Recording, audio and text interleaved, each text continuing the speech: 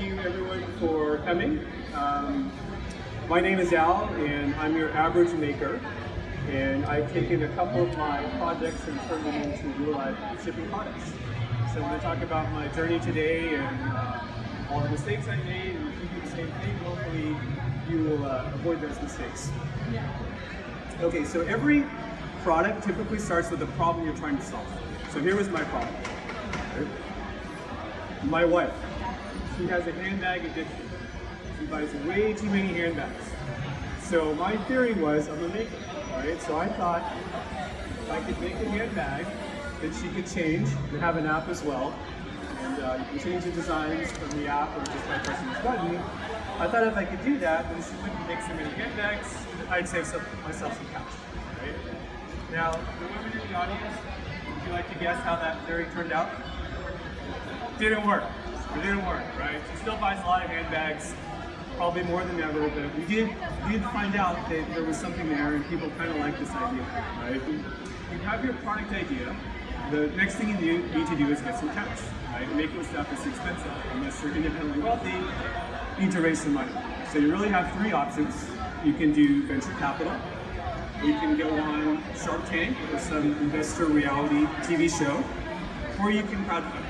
Right? So for this project, I actually did all three, and I'll talk about this. But before you worry about the money, most important thing, if you take one thing away from my talk, remember this part, is spend the time validating with your customers that your product is hitting the mark, right?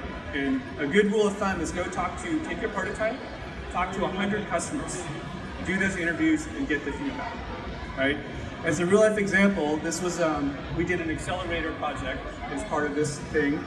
There was 24 other teams. We went through this program through UC Berkeley. We were forced to do these 100 interviews. And every one of those 24 teams did some sort of pivot or change based on the customer feedback. So very important, don't skip that step. So, it's a real life example. You guys tell the difference between these two designs, right? This one's a little brighter. The LEDs are open. This one, the LEDs are diffused behind some code, right? When we did the interviews, I actually thought this was the better design. I was going to go in with this, but my customers preferred this, right? Had I not done those interviews, I wouldn't have known that. So just one example. Back to the money. So option one, venture capital. My advice, even though we're in Silicon Valley and you hear all these companies raising millions of dollars, I would recommend to avoid this. The reality is VCs aren't really going to be interested in small-time makers like us, right? I had a network, I was able to pitch to 2 VCs. They're interested in working with real companies, so don't waste your time. The next option is go on TV. Because shows like Shark Tank have been so successful, there's a lot of actually kind of like rip-off Shark Tank shows. So I went on 2. First of all, it's a great experience, just from the experience alone. Myself, I've never been the world's greatest public speaker, so it was great public speaking practice, number one. I think also very important, when you go on, if you go on reality TV, don't be an ass, right? The reality is the producers are incentivized to sell advertising.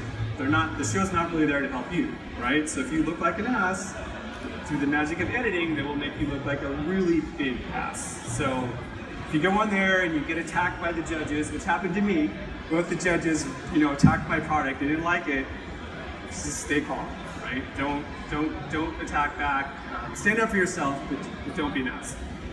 And then the last thing, I think this is the most important, it's most likely not going to be the marketing boost you're expecting, right? The last show I did, Entrepreneur Elevator Pitch, the producer told me had 5 million views, which sounds great, right? Of those 5 million views, I got 0 leads, right? So a lot of people think, hey, I went on TV and now I'm going to be rich.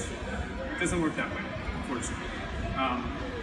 Now, talking about marketing, engineers and makers historically really sucky at marketing. And I'm not going to claim to be any better. I suck at marketing too. But the one thing I learned is to go spend your marketing efforts on where your customer is, right? And so as a real example, we sell this handbag for $450, so it's a little bit more demographic, upscale market.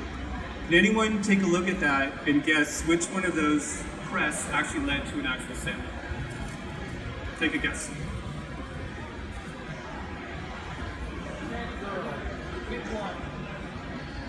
Okay, I'm sorry, I didn't hear you. The pink one says Set Girl. Okay, not that one. Okay, the one that actually led to a sale was Architectural Digest, right?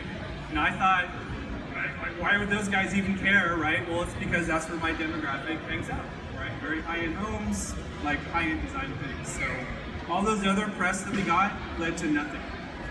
Good lesson learned.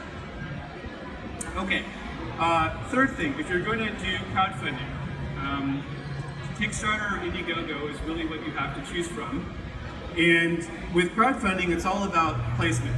So when I did my first project, I think there was like 150 tech projects going on at the same time.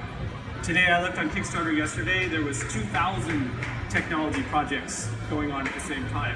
So if you're like number 500, nobody's gonna find you. You need to be at the top of the page, right? So how do you get at the top of the page?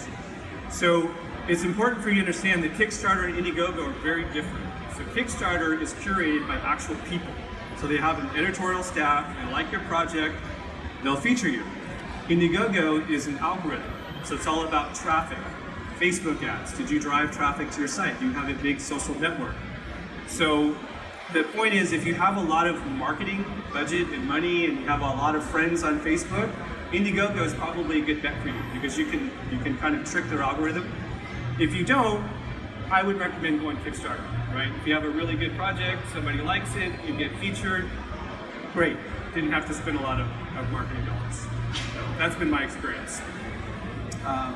Last thing, in terms of a manufacturer, so I have a full-time day job. I don't have a whole lot of time. My goal was to do this project and keep my marriage, which I was able to do. My wife's not too proud. I made that joke one time, and then she's like, "You don't know how close you were." Anyway, but find a maker-friendly manufacturer, someone that you can basically outsource. You do the design. You don't want to go the DIY model and yourself fly, make a bunch of trips to Shenzhen and manage that yourself. You have a full-time job. You don't have time. So highly recommend that. I used a little plug, a company called Sea Studio. I think they were just on the stage, so they were really good. I think one mistake I made is, for example, with this product, I only made 250. And so I actually have that manufactured in Taiwan. I went with a company called Foxconn, right? Everyone knows Foxconn makes the iPhone, so I was like, wow, Foxconn wants to work with me. They reached out to me because on Kickstarter. Turned out to be a big mistake. Foxconn is a massive company. Big companies are not set up to support small guys. So if you're a small guy, stick with a small manufacturer or do it yourself, right? In hindsight, I probably should have just made them in my garage. That was my lesson learned. So in conclusion, I think the best advice I can give is don't necessarily do it for the money, because chances are you probably won't make money. Percentages, if you look at all the startups out there, most people actually lose money, especially in hardware. Hardware is very difficult. Unless you're willing to really scale up and make 10,000 of these and make $1 million investment, you're probably not gonna win out, right? But what you will get is an amazing experience, right? In my case, my full-time job is in IT. I'm much better at communication. I can talk to all of you guys. I'm better at marketing and just good business acumen, right? And these are things that you just learn by doing it. So that's my takeaway. That's it for me. Hope that was helpful. And I don't know if we have time for questions. Questions? 1 minute. So there's 1 minute. If anyone has a question, I have 1 minute. Yes. What's next? Take a break. Take a break. Yeah, my wife's kind of done. I'm taking a break. Yeah, this was like a 3-year journey. Yeah. No, she's actually at the show, but she's not here right now.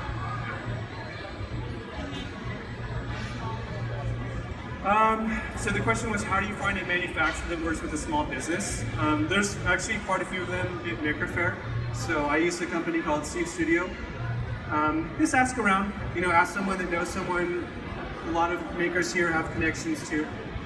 Yeah, there's a few these days. As a small maker, do you think it's worth it, time and financially wise, to patent your IP if you're like doing it yourself or a very, very small company? I don't think it's worth it to do a patent. If I were to do a patent on this, it would have cost $20,000, the lawyer and everything.